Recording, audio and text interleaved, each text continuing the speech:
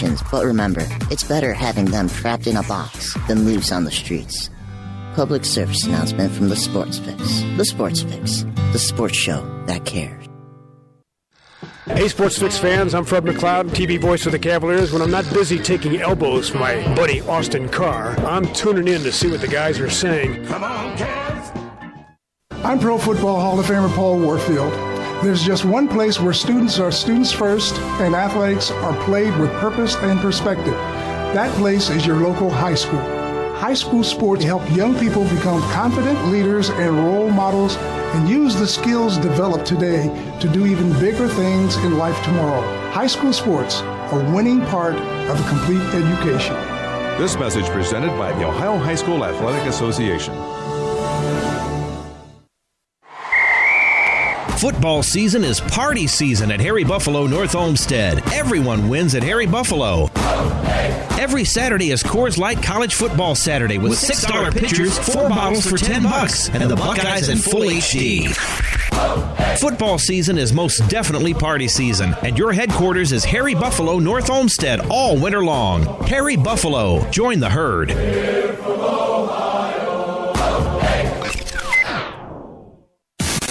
Sports Fix listeners, like us on Facebook today. Facebook.com/The Sports Fix.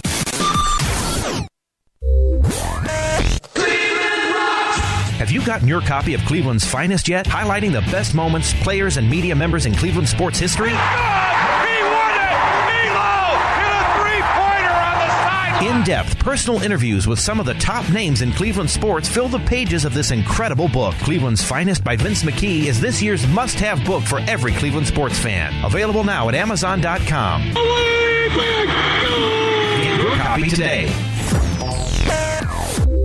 Portions of the Sports Fix brought to you by Quick Lane at Valley Ford Truck, home of the low price tire guarantee. QuickLane.com/Valley Ford Truck.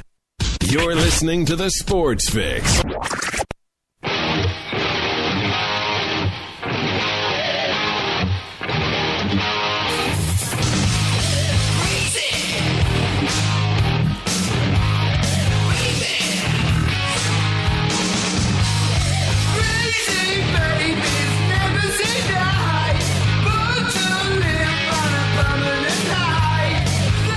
Wait a minute, you guys are ridiculous. You're not supposed to be stooging me off at the same time. Like, I mean, I have no problem taking credit for sending some people like Brandon Berry's way, but come on, Chris Duke gonna just tweet him and say, hey, the Sports Fix put me up to it. Come on, what's Mike Brandon Berry gonna do to you? What's he gonna do, beat you up? Come on, man, I got your back. I'm the one that sent you to him. I won't let nothing happen. I promise. I won't let him rough you up, man. How you gonna stooge me out like that? I go check my mentions over here on Twitter during the break, and I'm like, you gotta be kidding me, man. Like, the whole point was to have a few people harass him randomly, and then he figures it out. He goes, oh, I bet you J-Rock put him up to it. No, but let's just go ahead and just tell. Yes, exactly, Bruce. Under the bus. Thanks a lot, guys. Welcome back in. Welcome back to the Sports Fix. J-Rock back with you as we roll on here. Going to be joined momentarily, I think, by Kendall Lewis, the BSK here, talking a little bit of Browns at the break. Of course, while we wait for him to join us, you guys can keep the conversation rolling, as we say, on Facebook and Twitter and email, facebook.com/The Sports Fix. Tweet with us at The Sports Fix CLE. Email us, thesportsfix@AOL.com. And when the phone lines are open, the number to call is 216-539-7535. 216-539-7535, the number to call, guys, as we get back into the show. Don't forget Mike Brandenberry from DidTheTribeWinLastNight.com. He's going to join us a few minutes from now. Next segment coming up, BJ Rudell, Fantasy Football for Winners, coming your way. We'll talk to him in hour number 2. We'll get you all set for tonight. I'm telling you, last week on the air, he made the bold call, said drop Maurice Jones-Drew, pick up Alfred Blue. I said, Alfred who?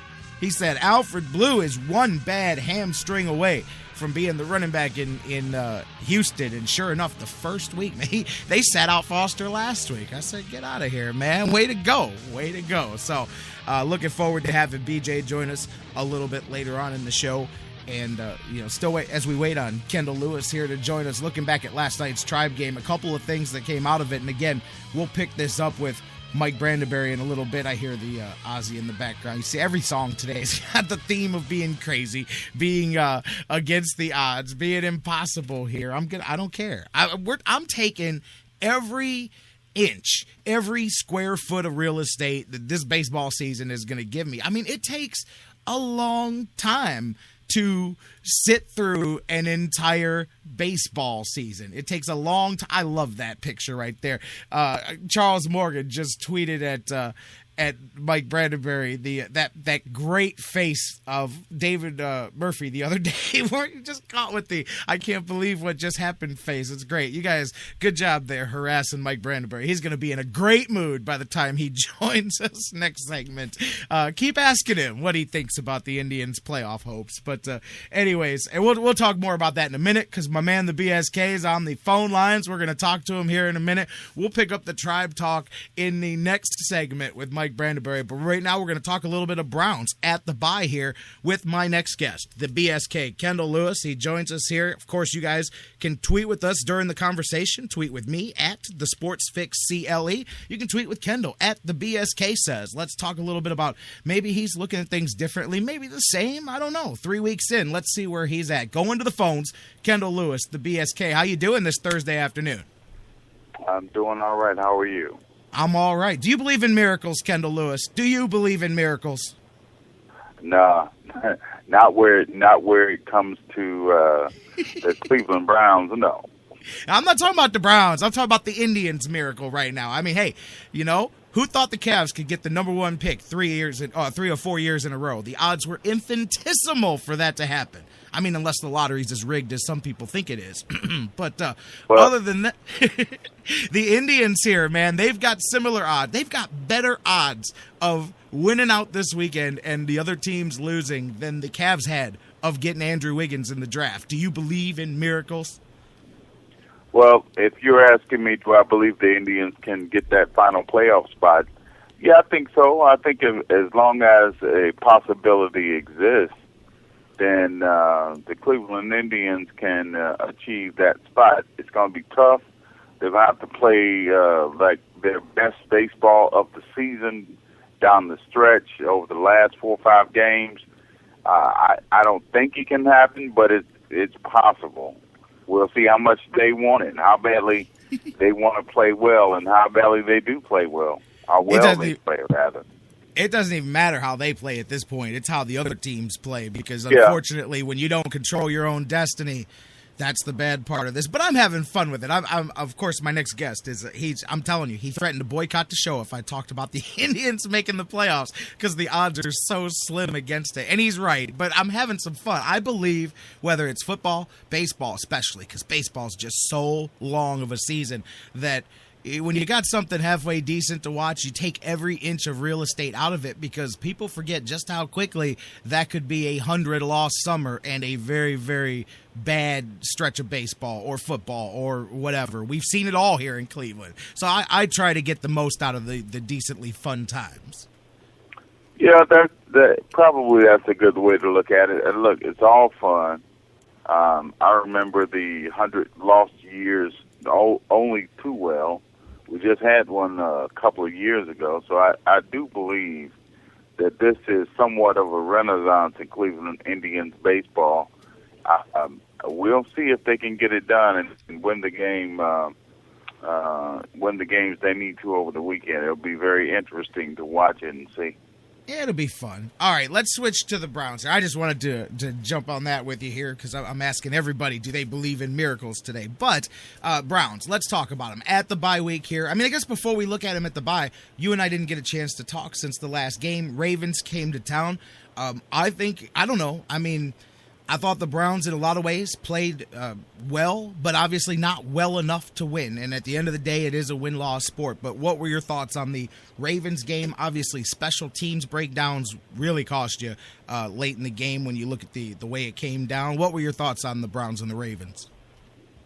Well, I kind of see it as it's too early for a bye, and unfortunately for the Cleveland Browns, it kind of hurt what they're trying to accomplish by taking away some momentum. I think win or loss, that Ravens game was a huge game because it showed, or potentially showed, where the Cleveland Browns are in their program. And I think that even though they lost, I think the team looks better to my eyes than they have at any point since 1999. And of course, there's a playoff run wrapped up in there. There's a 10-6 season wrapped up in there. This team right now at 1-2 looks better than either of those teams. So I was hoping that momentum was continuing to build, and now it's a question of if the momentum will build and continue to build against the Tennessee Titans. I don't know. I suspect that Cleveland can beat the Titans, but because the momentum has been interrupted, you can't say for sure, but you can hazard your best guess. And my best guess, looking at both teams, seeing them both play, my best guess is Cleveland can go to Tennessee and win. If they do that, then the momentum will not have been dissipated. At the same time, Cleveland has to get an answer for a couple of things I told you about at the beginning of the season. One, the pass rush is, while it may be good for some people, it's not what I need it to be for it to be a factor. They have to not only put pressure on quarterbacks, but they have to get home. They have to get him on the ground, the quarterback. That's the first thing. The second thing I wanted them to do is play cleanly. And by and large, they've done that. No mistakes from the quarterback. While I expected a certain amount of success, I'm rather surprised that they've played so clean from that position. And so I think that's a good thing. But they need to continue to play clean ball games, no fumbles, very few penalties, no interceptions, and very few mental mistakes, because they have to maximize the talent they have on hand. And the third thing they have to do is not rely on the reputed greatness of their defense. Their defense, if it was anybody else, we'd say it was horrible. And really it has been in terms of the numbers of rushing yards they've given up, in terms of the points they've given up. So the things you measure great defenses by, yards given up, which is a fake, phony stat, in my opinion, is the points you allow, which is really the real barometer, because a game is, I scored this many points, you scored that many. I had more than you, you had less. So basically, they have to play better defense, whether it's Joe Hayden and their rookie cornerback, or whether it's their high-priced acquisitions as far as veterans, Kruger, Carlos Dansby, and Dante Whitner, or whether it's their overvalued defensive line deployed the way that they are. They have to use the next 13 games, finishing the season, to play better defense. If they do those things, they'll be a legitimate playoff contender. And I wanted to ask you there, obviously 3 weeks, you prefer not to have the bye. I was actually just reading some of Mike Pettine's quotes before they sent the team away for the bye. Of course, you can't control when it is, but they do have, as he said, sort of a mini bye coming up later in the season when you've got that 10-day break after Cincinnati there. So it does give you a bit of a reprieve later on in the season. But with that bye coming, I've been telling people all week, I know from health purposes, I know you would rather have it later because it's a long, grueling season. But I thought, man, especially as we've said about, these first couple of games, even the ones they lost, playing clean ball, being close, but not knowing how to finish these games out. I said, man, they're kind of in a position where I think this early bye could help, because you've got that stretch of 5 games coming up where realistically you should be able to win 4 out of those 5 games. I mean, that's just being honest. You have the 4 worst teams in the NFL and Pittsburgh in the mix there, and Pittsburgh is a little rattled with the injuries right now.